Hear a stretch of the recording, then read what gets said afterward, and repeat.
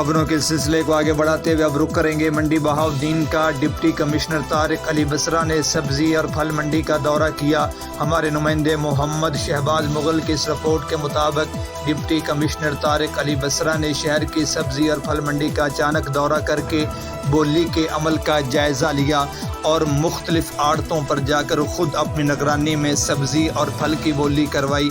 उन्होंने कहा कि फल और सब्ज़ी मंडियों में बोली के अमल की सख्ती से निगरानी की जाएगी और मैं ख़ुद बाकायदगी से रोज़ाना की बुनियाद पर इस अमल को चेक करूँगा।